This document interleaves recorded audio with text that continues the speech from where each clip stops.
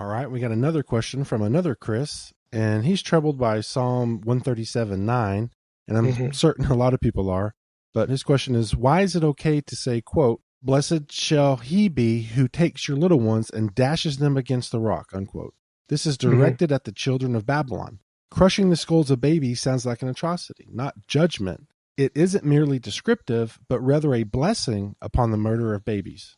Yeah, this imprecation. I mean, it's very easy, for us to look at that and sort of view this as an isolated event, with sort of no context. But the logic of it, I mean, it's poetic language, which doesn't mean that the psalmist isn't really wishing it, because the psalmist is wishing for his enemies to be judged. Whether that means every last person or not is a different issue, different but related issue. But let's just take the language for what it is. My view of imprecation, and I'll be honest, I think we've had this question maybe a long time ago, or we did it somewhere. I can't remember what it was. Maybe in the series in Leviticus. But my view, I'll be honest, is a minority position.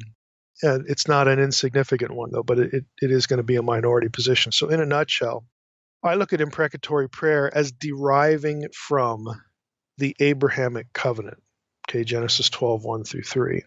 And in that passage, God himself tells Abraham that he will curse anyone who curses him, treats him lightly, and his descendants. In other words, God's children. So if someone treats them with contempt, God says, I'm going to judge them. So when the psalmist or anyone else prays for God to judge people, even killing them, even killing their relatives or their children, the basis of wanting that to happen, there's a context to it, and specifically in Psalm 139. I mean, the questioner brought up Babylon. Babylon had a long history of, again, being the bad guy in the Old Testament, specifically, toward the people of God, toward Israel. So the psalmist is in effect asking God to remember Genesis 12:1-3. The psalmist is not going to take the matter into his own hands. What imprecatory prayers and imprecatory psalms really mean is that the person is angry or in anguish and saying, God, I want you to remember that you said those who do X, Y, Z to us, those who treat us with contempt, you will judge, you will curse them. I am asking you to do that. I'm asking you to remember this covenantal promise and take care of business. Even to the nth degree, even to these horrific, sort of over the top kind of descriptions. But the psalmist is not going to act on that emotion. The psalmist is asking God to take care of the problem, to judge the evildoer in whatever way God sees fit.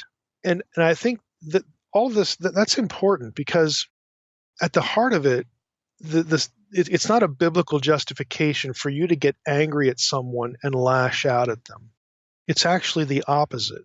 It's a biblical injunction for you to tell God just how you feel, even in really dark terms. You're telling God just how you feel. In the case of the Israelites, I mean, they'd seen all this happen to them, 100 times over. If we're going through the book of Ezekiel, this is the kind of stuff you get that, especially in an episode, I think it might have been the last episode with the Assyrians. I mean, it gets even worse than that. And this is what they had experienced. And so for the psalmist to say, what gives? God, you need, now to turn around. I mean, you could say, well, I get it. We apostatized. We went and worship other gods. This is what happens. But that doesn't take away the Abrahamic covenant. The psalmist wants justice, in the end, on the basis of this covenant. And so that's what imprecation is really about. Now, Christians, the question comes up, what about Christians? Should we pray these kind of prayers? Should we vent this way, like the people in the Old Testament did? I would say yes, because Christians are the inheritors of the Abrahamic covenant. That is explicitly stated in Galatians 3. So it stands to reason we can ask God to judge our enemies as well. What we can't do is judge our enemies ourselves. We're not supposed to take matters into our own hands. So these prayers, at their very heart, are pleased to God in very visceral language, for God to judge evil, God to judge the people who are doing bad things to his kids, his children, for God to remember the original promise, Genesis 12:1-3, and do something about it. And then you just leave it up to God.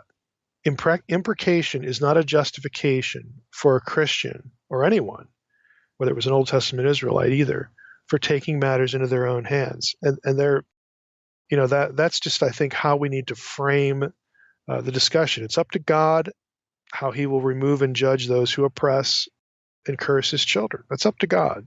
It might be something mild God decides to do, or it may, be something harsh. But that's up to God. That's his job description, and it's not ours. And I would suggest, I really don't think that there are really any coherent alternatives to take the language seriously, but yet realize that the psalmist isn't asking God permission, to do these things themselves.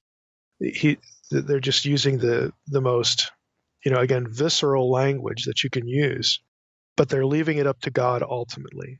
And if God judges the Babylonians a different way, then that's up to God. And the person praying the prayer has to be content with the way God took care of the situation. And it may not be what they want or what they're feeling, but God lets people emote. God lets people tell him exactly how they feel. But the key here is you let God decide. You let God decide what's best. I think, lastly, we also kind of get a little offended, by the language. We need to remember the divine warrior imagery from the Old Testament. And that's not just Old Testament. We've talked about this before in the podcast, where the description of God as a warrior on the behalf of his children, Israel specifically, that stuff, like in Psalm 68, just plucking out an example, there are a number of divine warrior passages. That language in the Old Testament does, in fact, get applied to Jesus in the New Testament. And that's the reason for that is the vision of the Messiah coming back at the day of the Lord to judge the nations, to judge Israel's enemies. And if you look at Day of the Lord passages, people are going to lose their lives. It's going to be violent. It's going to be bad. But that isn't the only way that God judges, but that's part of the picture. So, at the return of the Lord, at the day of the Lord, the return of Christ, he is not coming back blowing kisses. Right? He is cast as the judge of the nations. And that's his job to decide how evil gets judged. But he allows the psalmist, and again, I would say us as well, to vent. He knows who we are. He knows we're human. He allows us to vent. But the venting is supposed to leave the matter with him and not take things into our own hands.